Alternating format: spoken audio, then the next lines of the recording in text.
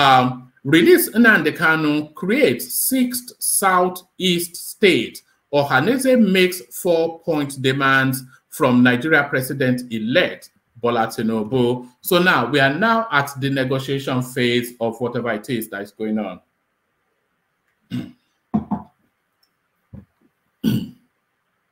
Igbo Group Ohaneze Secretary General Okechukwu Isigozoro said Tinubu should release Nnamdi Kanu, leader of the Indigenous People of Biafra IPOB, unconditionally before they can accept him as their president and defend his mandate. Isigozoro said releasing Kanu would restore peace and security in the Southeast. Tinubu must pacify the Southeast with 4 charter of demands for the rich. Let's take that entirely all over again. Igbo Group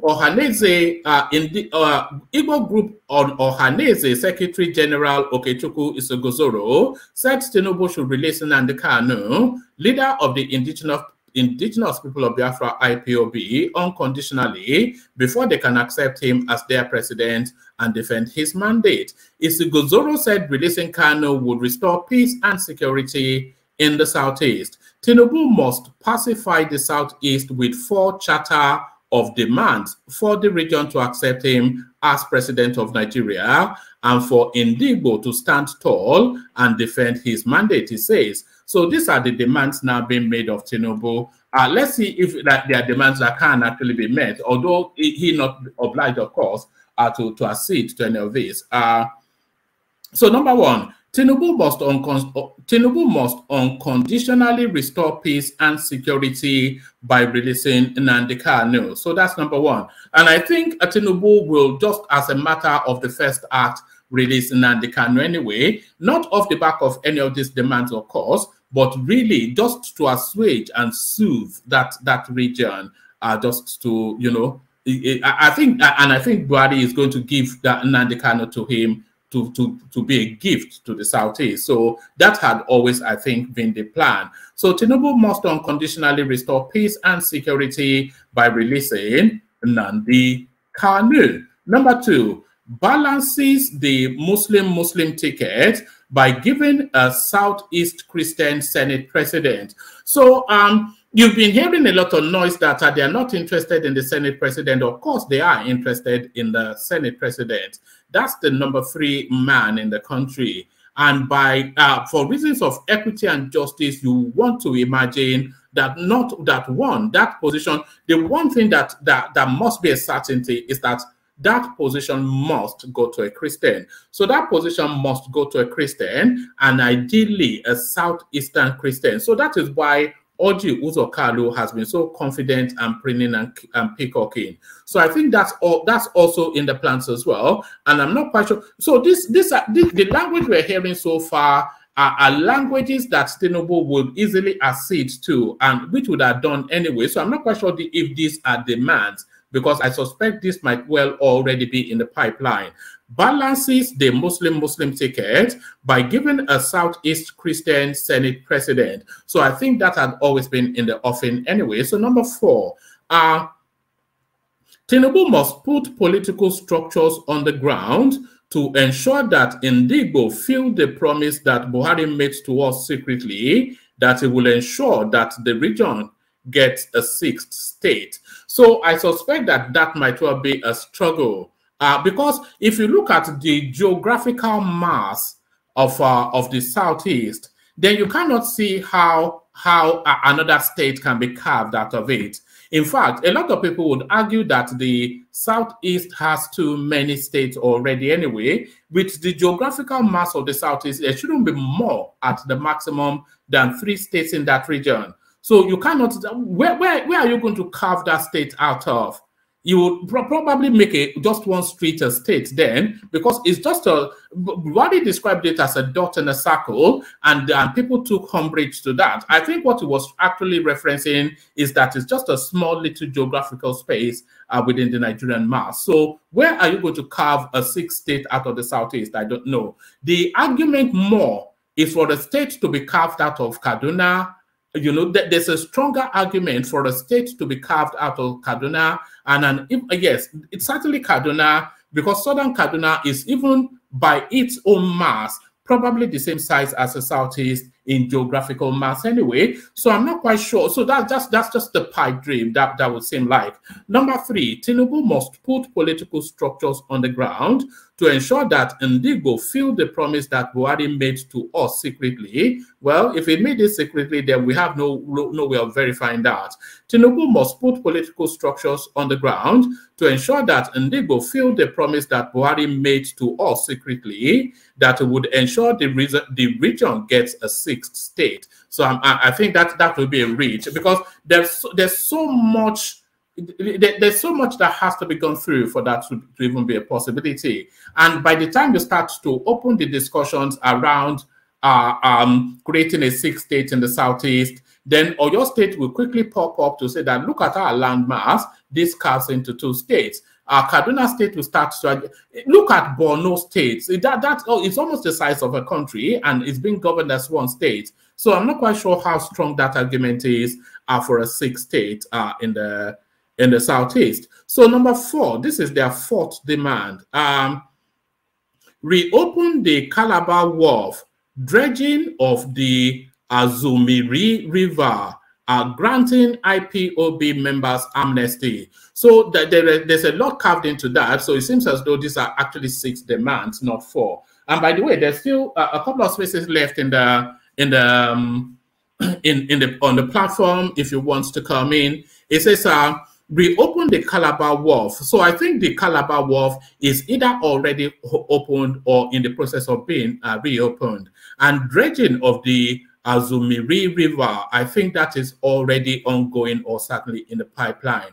But granting IPOB members amnesty, I'm not sure, because they are designated a terror group and they've wreaked a lot of havoc within, especially the Southeast. So granting them amnesty, I'm not sure. That would be so. Out of all of those demands, quite a few easily acceded to. The 6th state in the Southeast, that will, I think, remain a pipe dream. But granting IPOB members amnesty, I think there will be a strong negotiating. They will have to have their best negotiating skills at the ready in order to achieve that. And releasing Nnamdi Kanu, I think that will be the token that Tinubu will use anyway to try and assuage the Southeast. So I think that will already be in the pipeline anyway. So now let's go into the room to see if anybody is there, or we just start packing early.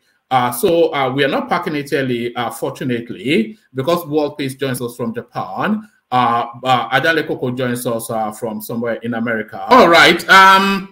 Let me take you to this space. Let me take you to this space, the 4-point demand of the Ohanese space. So they are telling us now that these are the conditions for sheathing their sword. So they're saying, let me just go through, because it's a tabularized list. It says that Tinubu must unconditionally restore peace and security by releasing Nnamdi Kanu. So that's number 1. Balance the Muslim ticket by giving a Southeast Christian Senate president. That's number 2.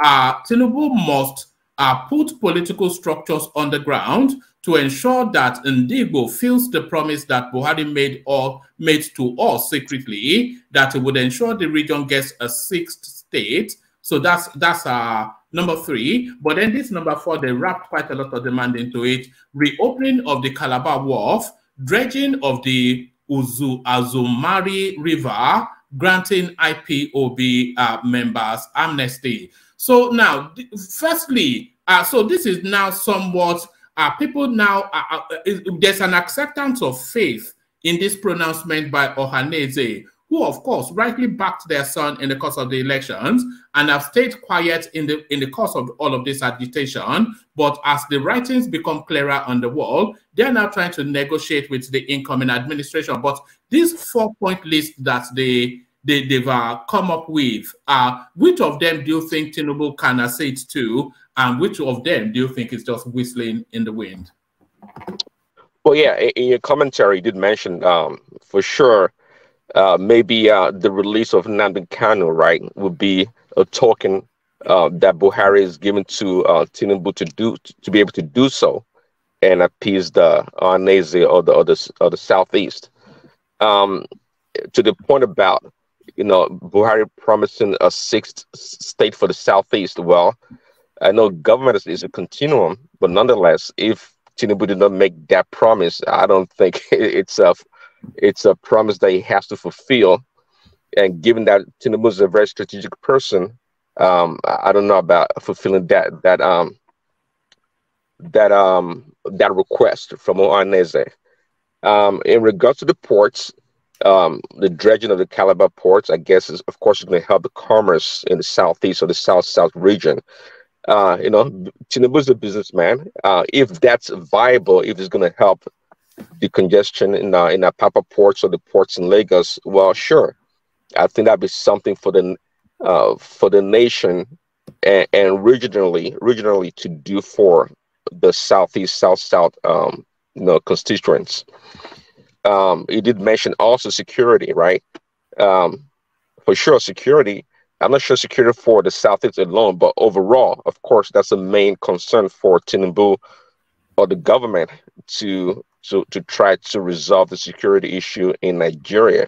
Now, if he did that, of course, everyone's going to benefit. It doesn't matter if the insecurity is right there in the southeast. If he's able to take care of that, and generally, I think it's good for the nation. Is there an argument for granting IPOB amnesty? And how do you think the rest of the country will react to that if Tinubu attempts to do that? Is there an argument for that? That's a good question. If it'll be for sure a good thing, right? If he's able to appease the IPOB, because I think the Buhari government also did it one way or another, right? Giving amnesty to a lot of the Boko Haram, fighters one way or another, but to proscribe IPOB as a terrorist organization. It will be good for the morale of the southeasterner.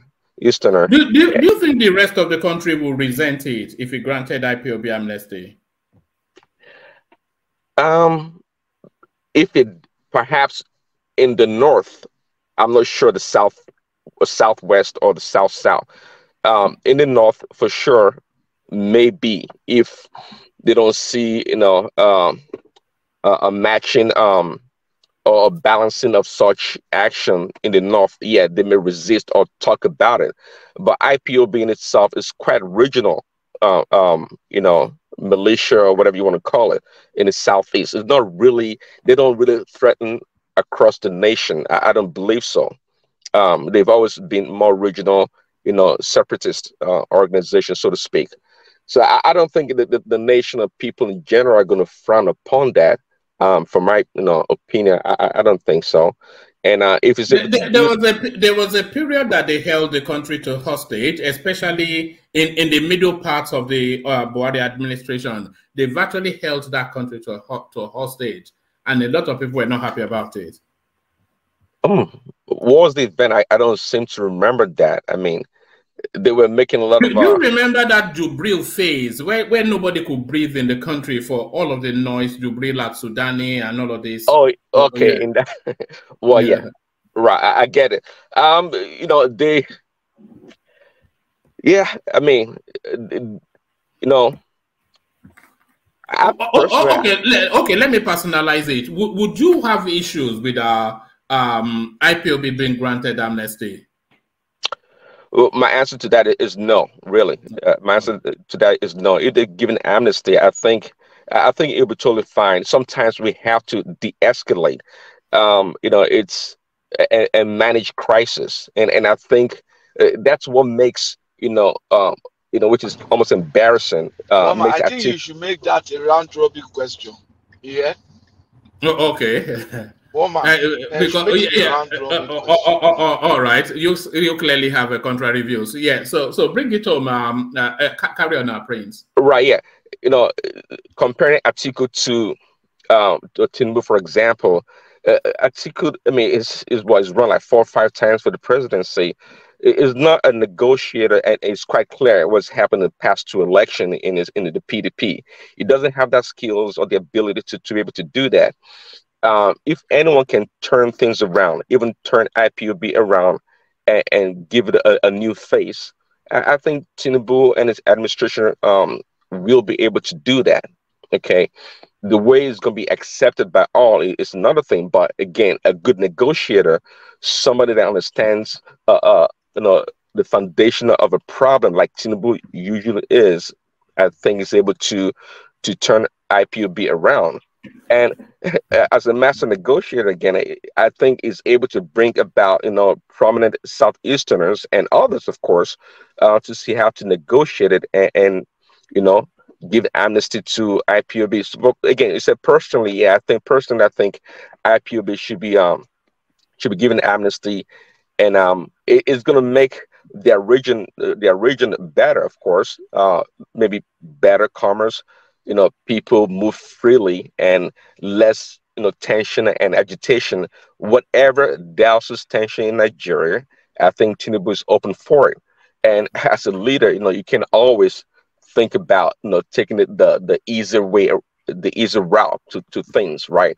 So it may be a big challenge, but nonetheless, I don't think it's a challenge that Tinubu cannot manage or handle.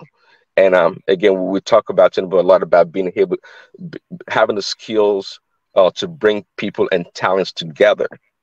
In reality, the agitation of the IPOB, I know they want their own Biafra or their own country. But again, the Southeasterners generally, and of course, not everyone is bought into that. Not everyone shares the ideology of Nnamdi Kanu, the IPOB. They're the Southeasterners, the Igbos. They don't, not all of them. So, but again, if they are able to appease them one way or another and give them amnesty, I think give them Nnamdi Kanu. I think maybe that'll be part of the negotiating token, to disband that organization. Who knows? There's a lot of things that can be brought to the table to negotiate. All right, brilliant. So, Prince, you still have the floor. I'm not quite sure how new you are to the platform, but sometimes when something is so topical, we like to do a very, very short response from the panelists and then come back to you. So I still want to hear from you about the death tolls being reported by the federal government relating to the elections that's just gone. But let me take that topic round. So so this is a round robin question to the panel. So you get no more than a 2-3 minute window just to give us your thoughts. So I don't want it to be too lengthy. But Patrick suggested it, and we just want to narrow it then to the amnesty for not Nnamdi Kanu. Let's even add Nnamdi Kanu. So we're splitting it up. So there is a 3-part question. Should Nnamdi Kanu be granted? Well, actually, let's leave Nnamdi Kanu out. Should IPOB, the organization, be granted amnesty? And if they should, what sort of conditionalities, if any, should be attached to it? So a round robin question, kicking it off with Thomas. Thomas, you know how it works. Thomas. All right. One man. To me, I always say, what is the next thing after his release? That is what always baffles me. If they go to release him conditionally, I will love that. No, hold on, Thomas. We're leaving Nnamdi Kanu out of it. We're talking about IPOB because Ohaneze and Igbo, they've come up with conditions for them to back the Tinubu administration. And one of the conditions is to grant IPOB amnesty. So not Nnamdi Kanu, but the organization itself. So is this something that you would agree to, you would like to see? And would you like to see conditionalities if that was the case, and what sort of conditionalities? So not necessarily Nnamdi Kanu, but IPOB. Nnamdi Kanu, yes, yeah, the broader one. IPOB, no. Why did I say no? Their problem in Nigeria